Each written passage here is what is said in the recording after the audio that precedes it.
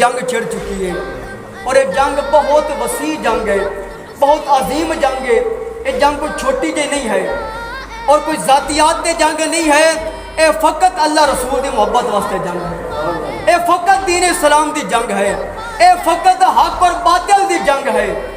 इस जंग के अंदर जंग तो पहले कई साल तू साड़ियाँ मुसलमान बहना, साढ़े मुसलमान भाई बकरे की तरह ज़िबा होंदे रहे।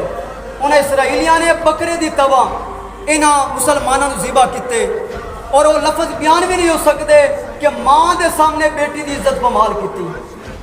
माँ को बन के वेख रही है माँ बाप, इन्होंने जालमा ने साड़ियाँ मुसलमान बहनों की इज्जत पमाल की, इज्जत लुटियाँ और बच्चे ज़िबा किते। साढ़े जवानों इन्होंने वालिदैन के सामने ज़िबा किते, कुर्बान किते।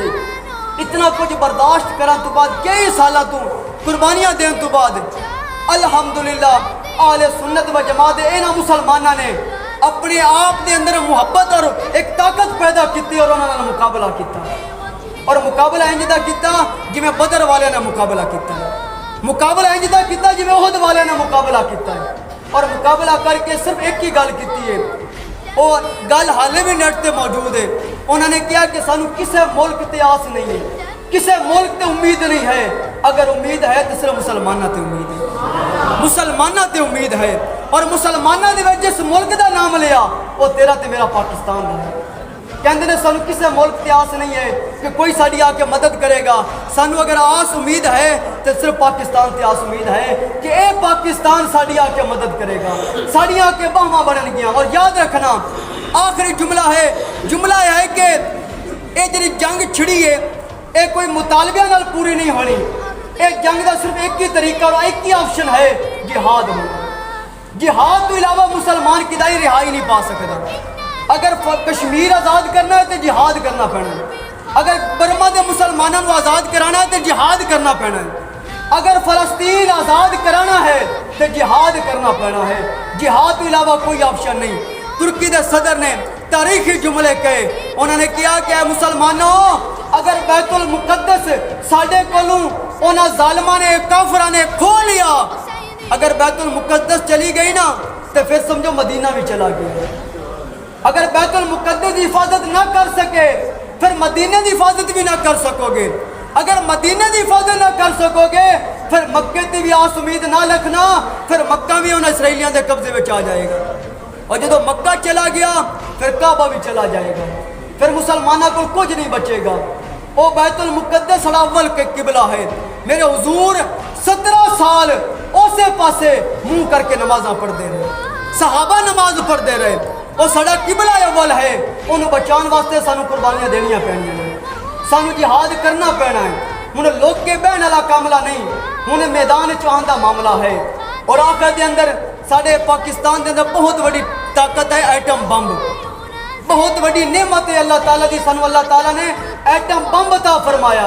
अगर यह ताकत असी बाहर कढ़िए ना तो रब्बे काबा दी इज्जत दी कसम है कुफार दे पैर लड़खड़ाउण लग पैने। असी ताकत किस वास्ते इस्तेमाल के रखी है? एटम बम साढ़े कोल है, खालिद टैंक साढ़े कोल है, जरा टैंक साढ़े कोल है, हनफ मिसाइल साढ़े कोल है और बेशुमार साढ़े को ताकत ने। ये सारी ताकत किस वास्ते ने?